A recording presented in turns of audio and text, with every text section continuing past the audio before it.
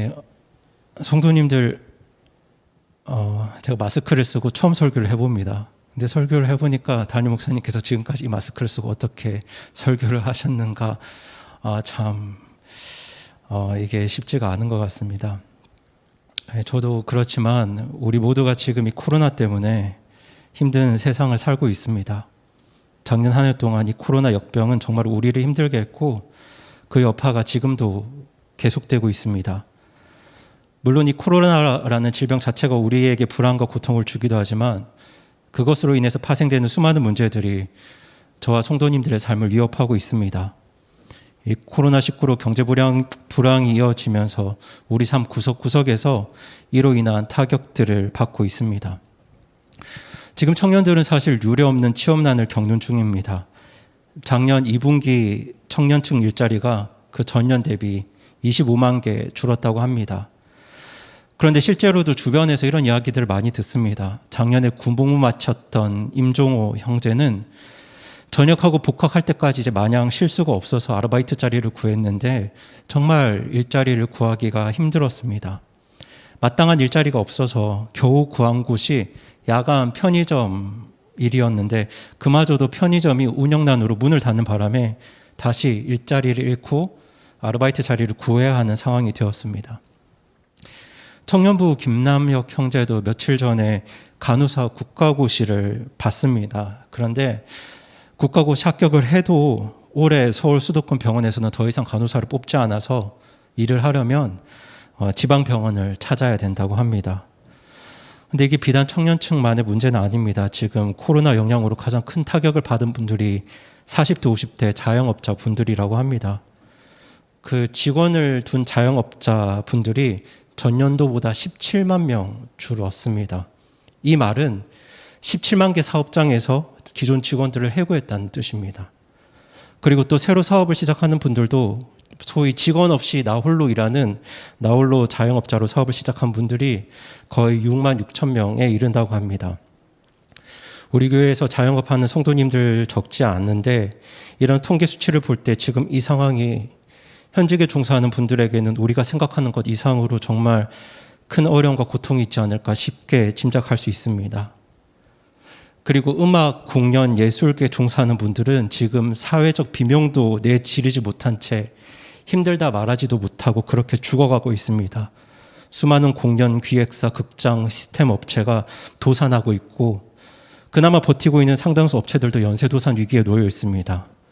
공연 매출이 90% 이상 줄었다고 하는데 90% 이상 줄었다는 건 이게 완전히 망했다는 것과 다른 말이 아닙니다.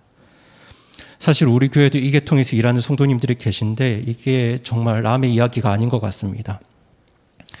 어제 뉴스를 보니까 이 코로나 충격 때문에 우리나라 작년 경제 성장률이 IMF 이후에 22년 만에 처음으로 마이너스를 기록했다고 합니다.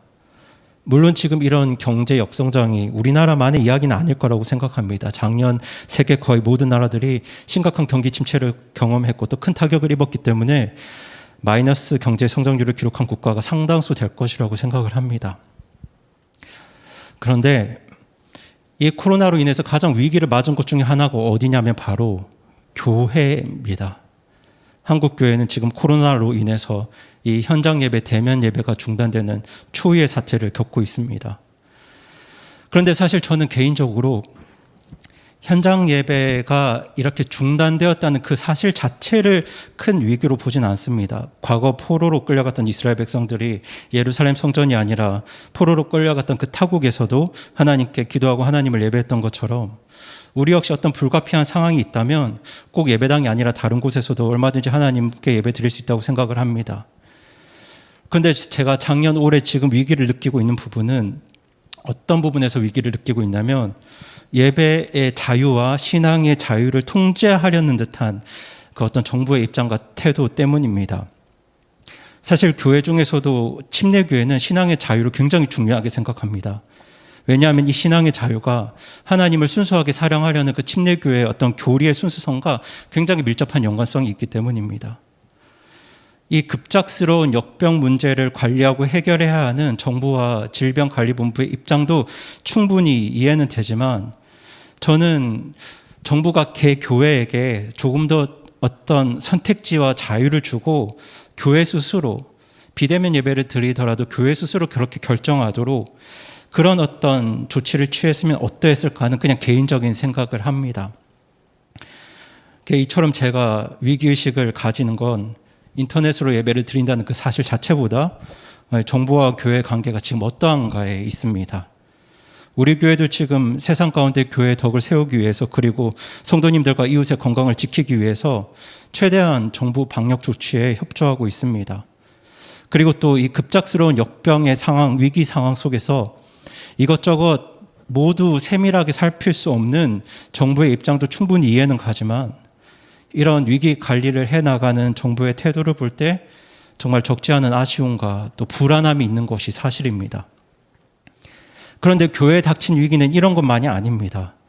교회는 점점 더 사회적 비난의 대상이 되어가고 있습니다. 교회를 통해서만 코로나가 전파된 것은 아니지만 또 최근에 몇몇 교회들과 그 선교 단체를 중심으로 코로나가 전파되면서 교회는 다시 사회적 비난의 대상이 되어가고 있습니다.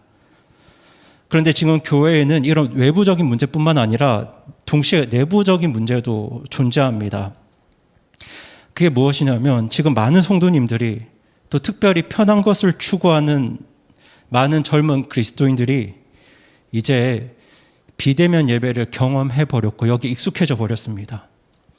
주일날 단정하게 옷을 차려입고 지하철과 버스를 타서 먼 거리로 오가지 않아도 집에서 얼마든지 편하게 예배를 드릴 수 있고 말씀을 들을 수 있다는 걸 경험한 이 세대들이 과연 다시 함께 모여서 예배를 드리고 거룩한 성도의 교제를 기쁘게 나누고 함께 모여서 하나님의 일을 이루어 갔던 그 지난날 그 믿음과 삶들을 다시 회복할 수 있을까? 또 그런 믿음을 우리 자녀들 후배들에게 다시 잘 전달할 수 있을까? 이런 생각을 할 때 성도님들도 그러시겠지만 정말 제 마음속에는 이 불안과 낙심이 찾아옵니다. 오늘 우리는 쉽지 않은 시간들을 그렇게 보내고 있습니다. 물론 비단 이 코로나 문제가 아니더라도 우리 대부분은 삶의 낙심과 절망을, 불안을 경험할 때가 참 많습니다. 남모르는 불안을 안고 잠을 설치는 일도 많고요. 겉으로는 웃지만 그 마음속이 상처투성이가 된 분들도 적지 않습니다. 입술로는 믿음의 고백을 하지만 또 삶의 여러 가지 문제로 인해서 낙심과 좌절과 불안에 빠져 있는 우리 성도님들 교회 안에도 적지 않을 거라고 생각합니다. 오늘 제가 여러분과 나누기 원하는 말씀은 시편 42편 말씀인데 사실 이 말씀은 많은 그리스도인들에게 사랑받는 유명한 말씀입니다.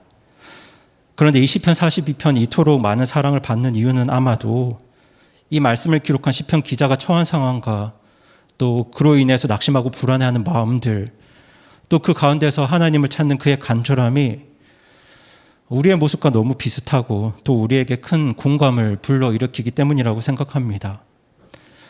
오늘 이 42편을 누가 기록했는지 우리가 정확하게 알 수는 없지만 이 말씀을 기록한 시편 기자는 이 시를 썼던 당시에 자신의 상태가 어떠했는지 또 자신이 얼마나 불행했고 또 얼마나 불안하고 낙심했는지를 토로하고 있습니다.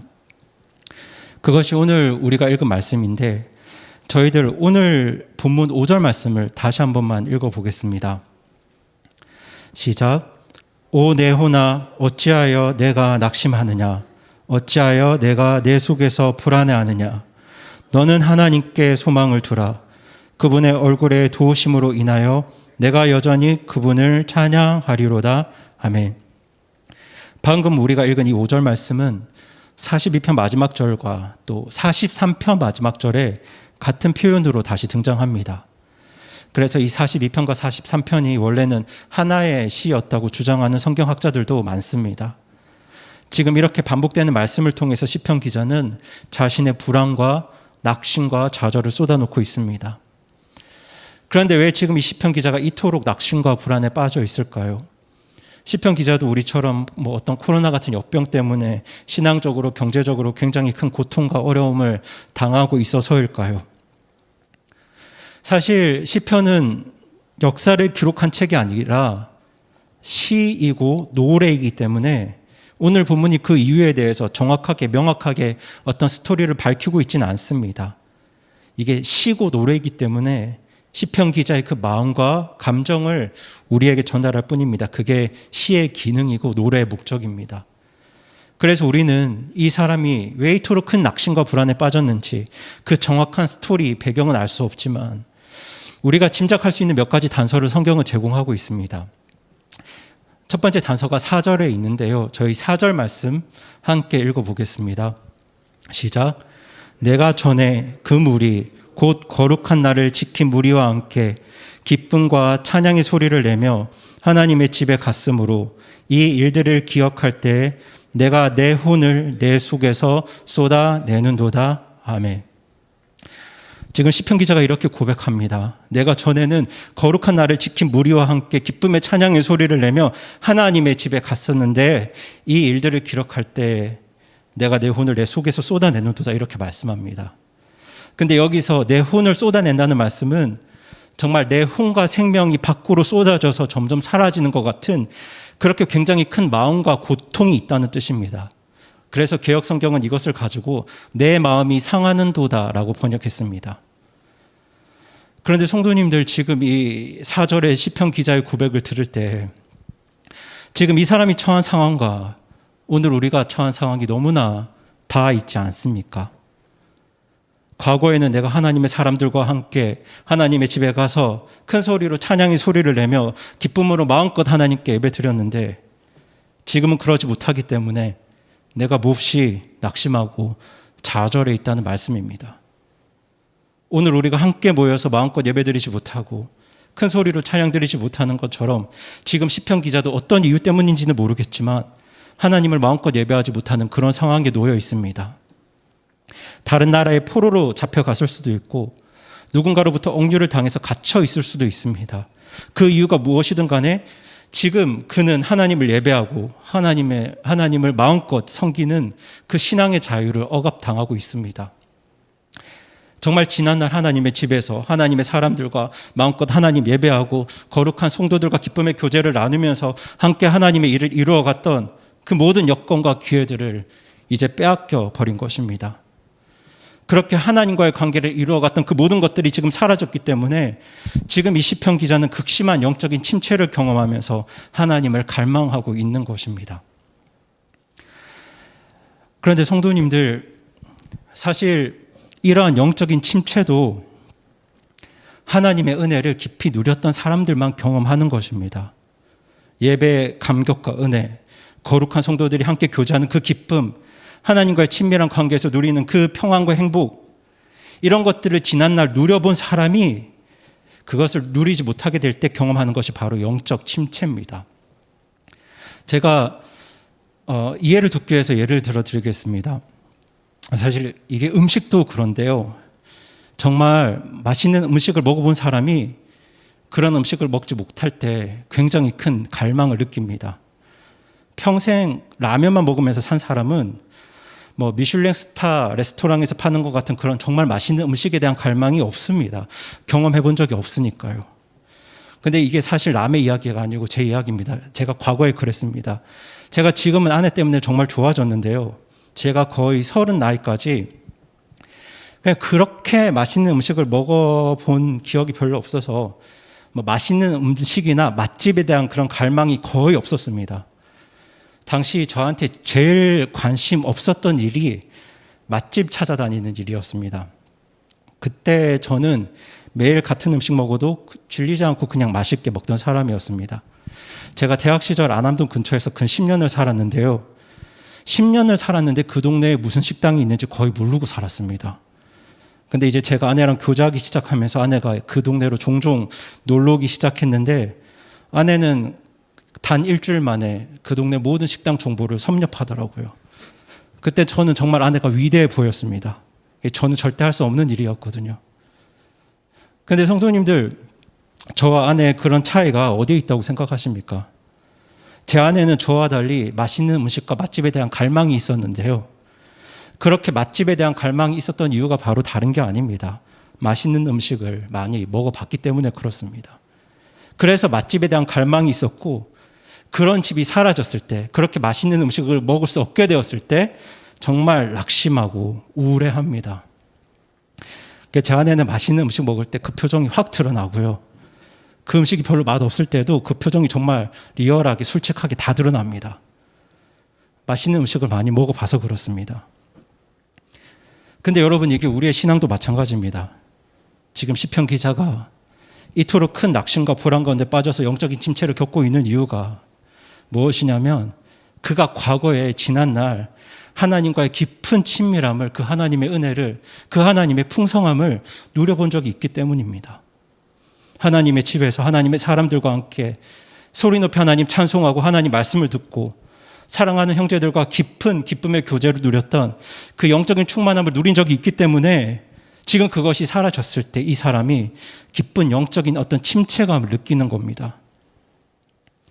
그런데 성도님들, 지금 이 시편 기자의 모습을 통해서 지난날 나 자신의 신앙과 나의 모습이 어떠했는지, 나와 하나님과의 관계가 어떠했는지 우리가 진단할 수 있습니다. 지금도 마찬가지입니다. 지난날 우리가 자유롭게 예배당에 모여서 하나님 예배하고 찬양하고 또 성도들과 함께 식사하고 기쁨의 교제를 나누고 군성교 같은 여러 하나님의 사역들, 교회 사역들을 함께 이루어갔던 그 시절, 그 지난날, 이런 일들을 통해서 정말 하나님과 깊고 친밀한 그 관계를 누리고 그 하나님의 풍성함을 누리고 그 성령님의 충만함을 경험했던 분들은 지금처럼 함께 모이지 못하고 집에서 인터넷으로 예배를 드릴 수밖에 없는 이런 순간에 처했을 때 정말 어떤 영적인 불안감과 침체를 경험할 수밖에 없습니다.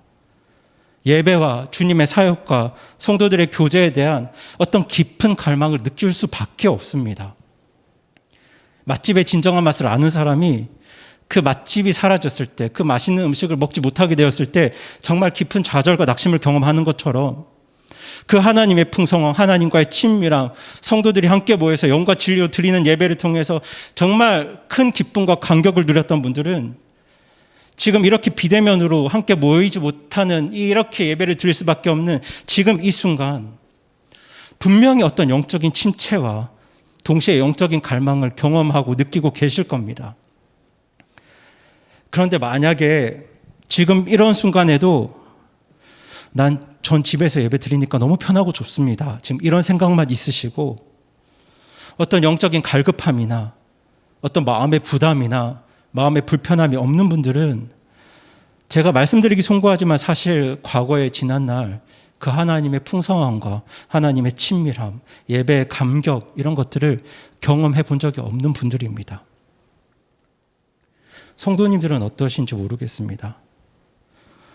저는 정말 저와 여러분이 건강한 그리스도인이라면, 그리고 정말 우리가 하나님과의 친밀함을 갈망하는 사람이라면 지금 우리에게도 이 4절의 고백이 있어야 합니다.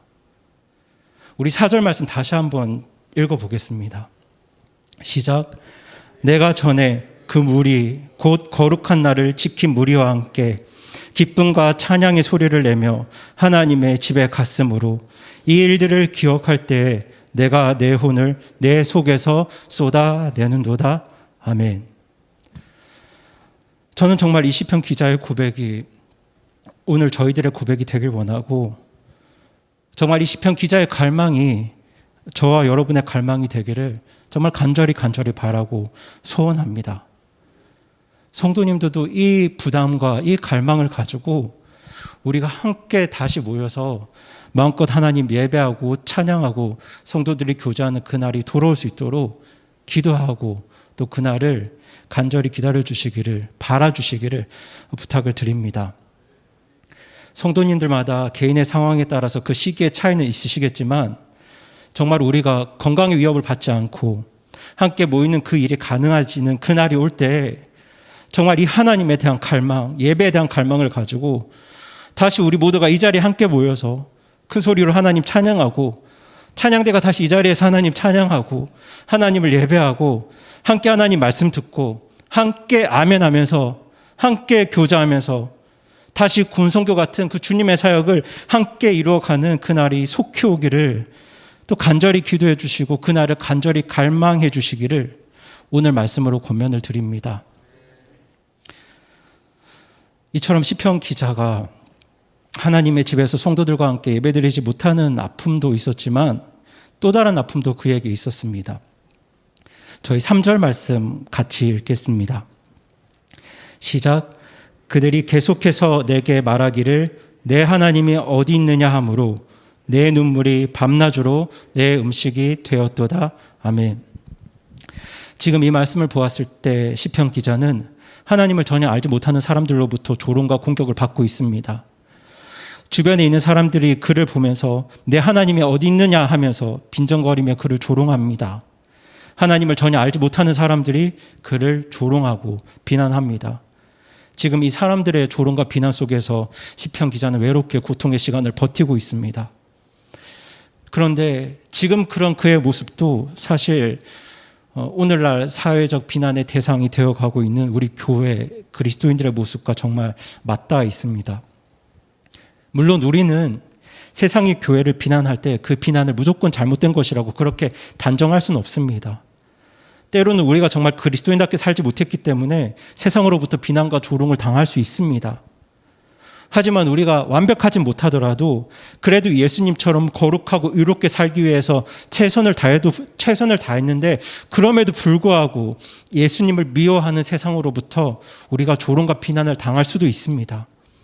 예수님께서는 이것을 두고 세상이 우리를 미워할 것이라고 이미 말씀을 하셨습니다. 그 조롱과 비난의 이유가 무엇이든 간에 내 하나님이 어디 있느냐 이런 세상의 조롱은 오늘 우리 교회와 성도들을 향해 있는 것은 사실입니다. 그런데 오늘 시편 기자는 그 말씀에 이어서 내 눈물이 밤낮으로 내 음식이 되었다고 이어서 고백합니다.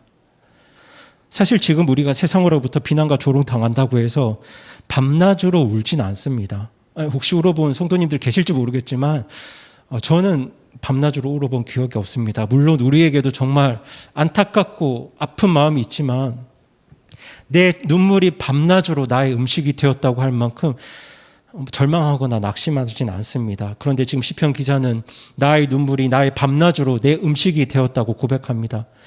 그만큼 그에게 무언가 아프고 고통스럽고 절망스러운 일이 있었던 것 같습니다. 세상 사람들 눈에 정말 하나님으로부터 버림받은 것처럼 보일 만큼 무언가 고통스럽고 절망스러운 상황이 그에게 닥친 것 같습니다. 그런데 아마 오늘 이 자리에 계신 성도님들 그리고 말씀을 듣고 계신 성도님들 중에도 이 시편 기자와 같은 아픈 경험을 해보신 분들이 분명히 계실 겁니다. 밤낮으로 울 수밖에 없는 그런 고통스럽고 아픈 경험들을 과거에 하셨던 분도 계실 것이고 또 지금 이 순간 그렇게 고통스러운 시간 가운데 계신 성도님들도 분명히 있을 줄 압니다. 우리는 지금 이 시편 기자의 고백 속에서 이 사람이 얼마나 큰 고통과 어려움에 처해 있는지 짐작할 수 있습니다.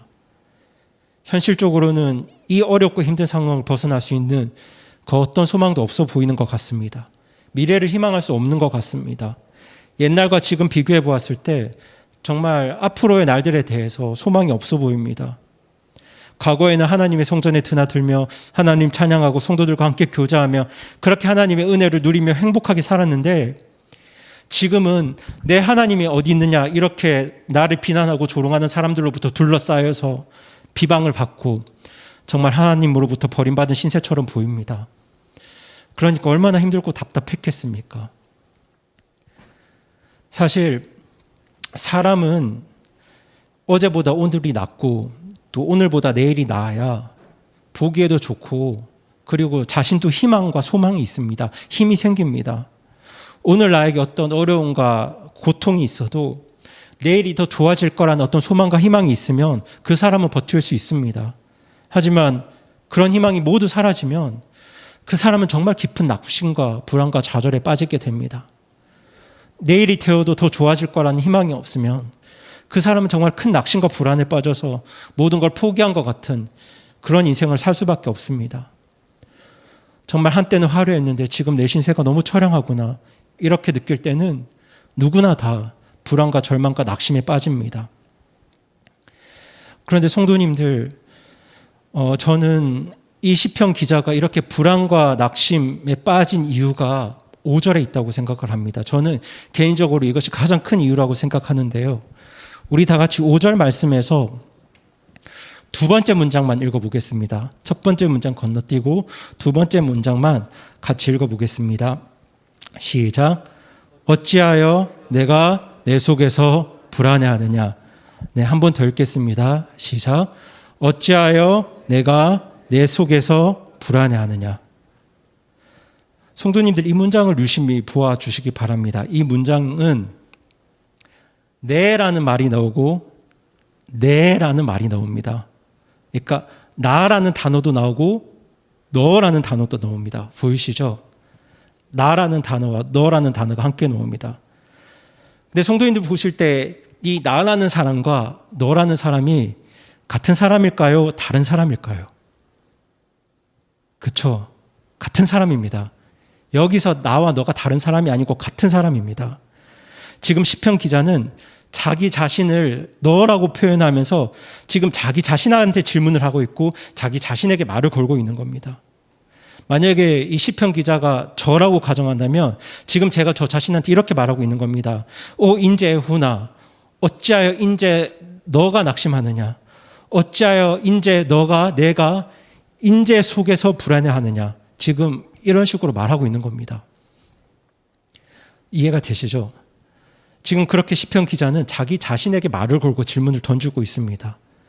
그런데 5절 이 두 번째 문장의 질문이 이 낙심과 불안의 핵심을 정말 정확하게 짚고 있는데 두 번째 문장이 이것이죠. 어찌하여 내가 내 속에서 불안해하느냐. 이 말씀입니다. 어찌하여 내가 내 속에서 불안해하느냐. 이 말씀 안에는 시편 기자가 낙심과 불안에 빠진 이유와 동시에 구원받은 우리들이 낙심과 불안 속에서 영적 침체에 빠지는 이유가 정확하게 드러나 있습니다. 그것이 무엇이냐면 바로 내가 내 속에 있는 겁니다. 내가 내 속에 있는 겁니다. 우리가 낙심과 좌절과 불안에 빠지는 이유는 내가 내 속에 내 안에 있어서 그렇습니다. 성도님들, 구원받은 성도는 내 안에 있는 사람들이 아닙니다. 고린도후서 5장 17절 말씀은 이렇게 말씀합니다. 제가 말씀을 읽어드리겠습니다. 그런즉 누구든지 그리스도 안에 있으면 그는 새로운 창조물이라. 옛 것들은 지나갔으니 보라 모든 것이 새롭게 되었도다. 아멘. 여러분, 이 말씀을 보십시오. 어떤 사람들이 새로운 창조물입니까? 바로 그리스도 안에 있는 사람들입니다. 성도님들, 우리는 내 안에 있는 사람들이 아니라 우리를 구원하신 주 예수 그리스도 안에 있는 사람들입니다. 우리가 낙심과 불안과 영적 침체에 빠지지 않기 위해서는 내 안에 있으면 안 되고 그리스도 안에 있어야 합니다. 하나님 안에 있어야 합니다. 여러분, 우리가 내 안에 있을 때는, 내 속에 빠져 있을 때는 우리가 낙심할 수밖에 없습니다. 여러분, 여러분과 저의 모습이 어떻습니까? 여러분은 스스로가 믿을만 하신가요? 저는 사실 제 자신 정말 잘 못 믿겠습니다. 제가 저를 생각해 볼 때 어제보다 오늘이 더 낫다고 자신 있게 말씀을 못 드리겠습니다.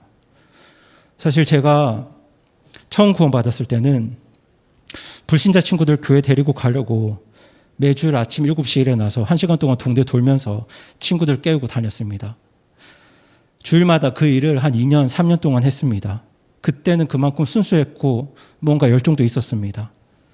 그런데 지금 제가 저를 향해서 그때보다 더 순수한가, 그때보다 더 영혼들을 향한 어떤 갈망과 열정이 있는가 스스로 질문을 해볼 때 저는 자신을 향해서 긍정적인 답을 할 수가 없습니다.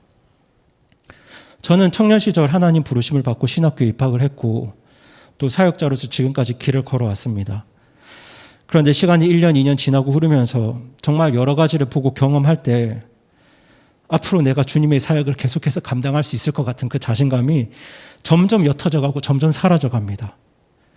신학교 입학을 할 때도 그렇게 자신이 있는 편은 아니었는데 교회를 섬기고 세워가는 이 어떤 사역의 현실이 어떠한 것인지 경험하면 경험할수록 제 자신에 대한 어떤 자신감은 날이 지날수록 점점 작아져 갑니다.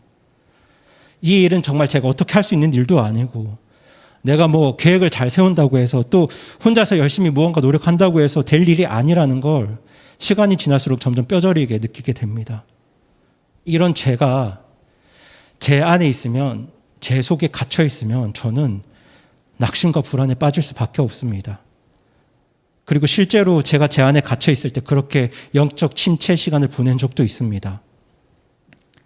아마 갈멜살 전투에서 큰 승리를 경험했던 엘리야가 어느 순간 불안과 낙심에 빠져서 힘을 잃었던 이유도 그가 하나님 안에 있었던 것이 아니라 자기 자신 안에 갇혀 있었기 때문이라고 생각합니다.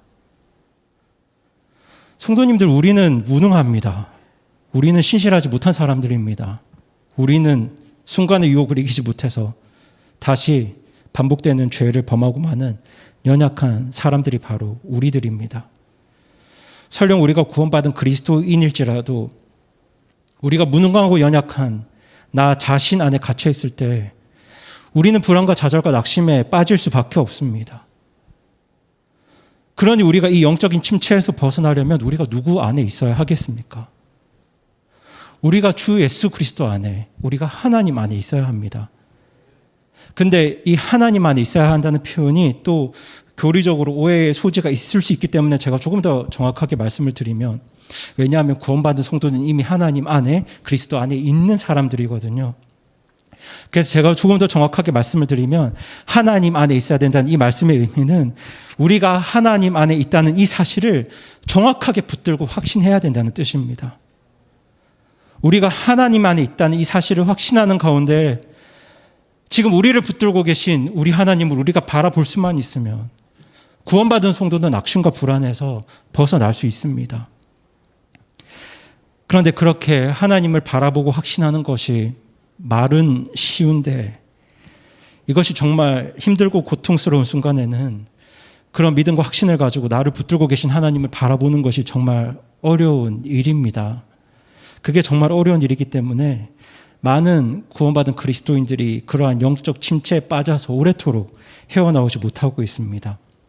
물론 이런 침체에 빠져 있다고 해서 구원이 사라지는 것은 아닙니다.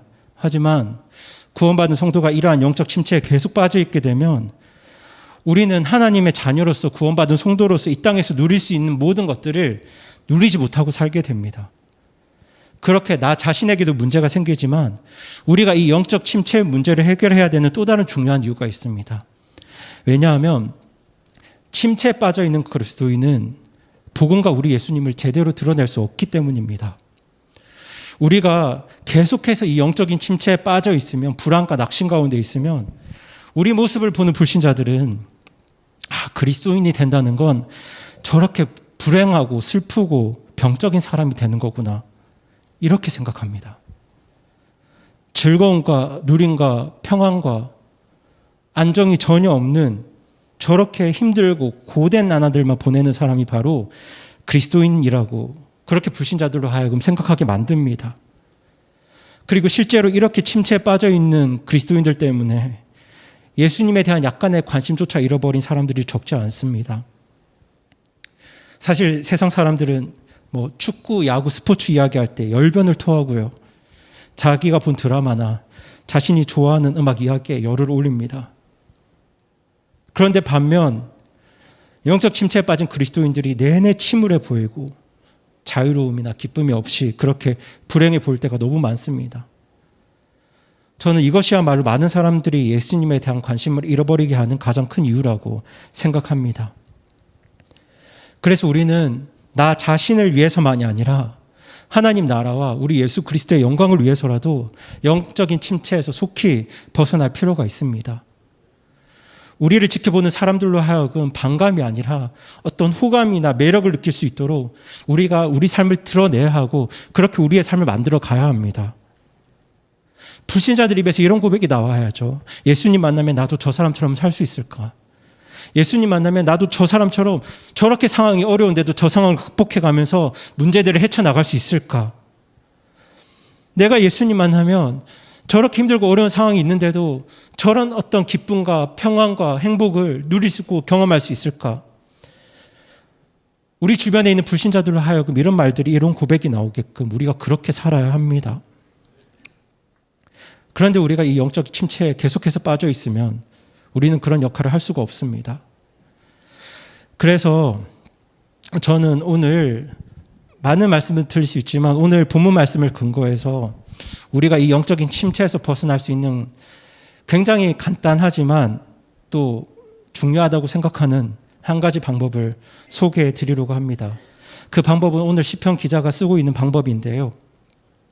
그것이 무엇이냐면, 이건 저는 이렇게 정리를 해봤습니다. 성도님들이 자기 자신에게 설교하는 것입니다.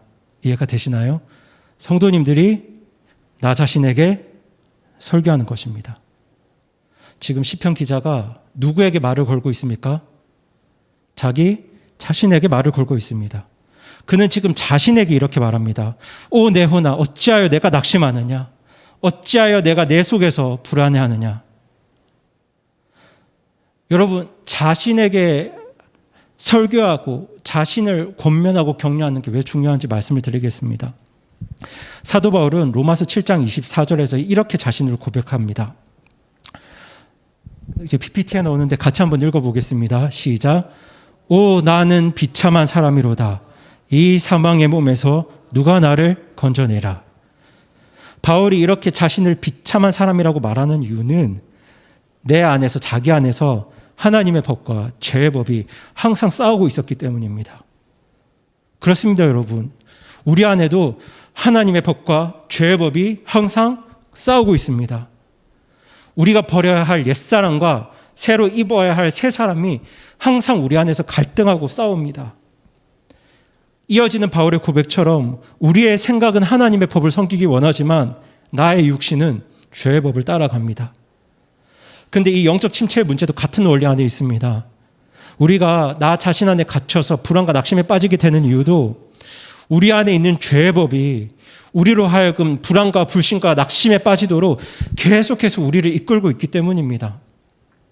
우리가 아무런 생각과 의식 없이 무심코 시간들을 흘려보내면 우리 안에 있는 그 죄의 법과 옛사람이 계속해서 우리를 불안하고 낙심하도록 그렇게 우리들을 이끌어갑니다. 그런데 그때 우리는 그 옛사람이, 그 죄의 법이 나 자신을 그렇게 끌어가도록 가만히 두면 안 됩니다. 그때 우리는 나 자신을 향해서, 스스로를 향해서 이렇게 물어야 됩니다. 오, 내 혼아, 어찌하여 내가 낙심하느냐? 어찌하여 내가 내 속에서 불안해하느냐? 여러분, 지금 오늘 우리가 보고 있는 이 시편 말씀은 어떤 대언자가 어떤 백성에게 전하는 말씀이 아닙니다. 목사님이 성도에게 하는 설교가 아닙니다. 지금 이 오늘 본문 말씀은 낙심에 빠져있는 하나님의 사람이 자기 자신을 향해서 하는 말씀이고 자기 자신을 향해서 하는 설교입니다. 우리가 지금 낙심과 불안에 빠졌을 때 우리도 이 시편 기자처럼 나 자신을 향해서 분명하고 명확하게 무언가를 이야기하고 설교를 해야 합니다. 인재야, 너 지금 왜 그렇게 낙심에 빠져있니? 인재야, 너 지금 왜 그렇게 불안해하는 거야? 자신을 향해서 이렇게 물어야 합니다. 나 자신에게 달려들어서 그렇게 불신 가운데, 불안 가운데, 낙심에 빠져있는 나를 향해서 야단치고 책망할 필요가 있습니다. 그리고 이어서 나 자신을 위해서 이렇게 권면해야 됩니다. 그렇게 불안해하고 불평만 하지 말고 하나님께 소망을 둬야지. 하나님을 바라봐야지. 그렇게 말하면서 나 자신을 격려해야 합니다. 그렇게 계속해서 스스로를 향해서 하나님이 어떤 분이신지, 그리고 하나님이 무슨 일을 하셨는지, 그리고 날 향한 하나님의 말씀과 약속이 무엇인지를 계속해서 상기시키고 일깨워야 합니다. 그리고는 이 시편 기자의 마지막 고백처럼 내 하나님이신 그분을 내가 여전히 찬양하리로다 그렇게 선포하면서 하나님을 향한 믿음과 나의 확신을 여러분의 입술로 담대하게 고백하셔야 합니다. 그렇게 여러분 자신을 향해서 질문하고 자신을 책망하고 자신을 권면하고 자신을 격려하는 것이 바로 우리가 영적 침체에서 벗어날 수 있는 첫걸음입니다.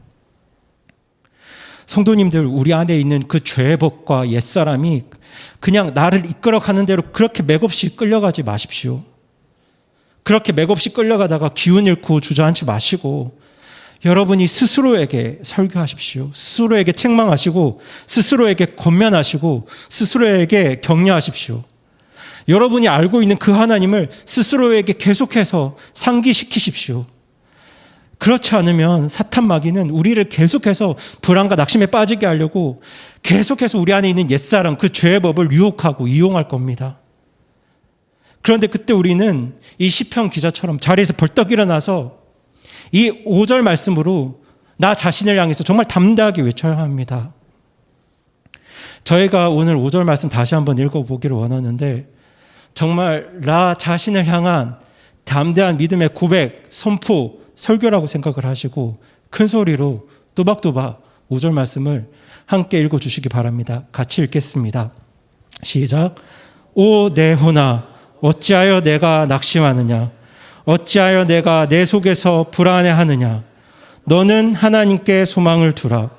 그분의 얼굴의 도우심으로 인하여 내가 여전히 그분을 찬양하리로다. 아멘. 여러분 정말 그렇습니다. 우리는 가장 먼저 나 자신에게 이렇게 외쳐야 합니다. 더 이상 불안해하지 말라고. 너는 하나님께 소망을 두라고. 하나님의 도우심을 믿고 계속해서 하나님을 찬송하라고. 그렇게 우리는 먼저 자신을 향해서 설교하고 선포해야 합니다. 이것과 관련해서 제가 마지막으로 말씀 한 구절 소개해드리고 말씀을 마무리하겠습니다. 우리 함께 디모데후서 1장 11절 12절 말씀 함께 읽어보겠습니다. 디모데후서 1장 11절 12절 말씀입니다.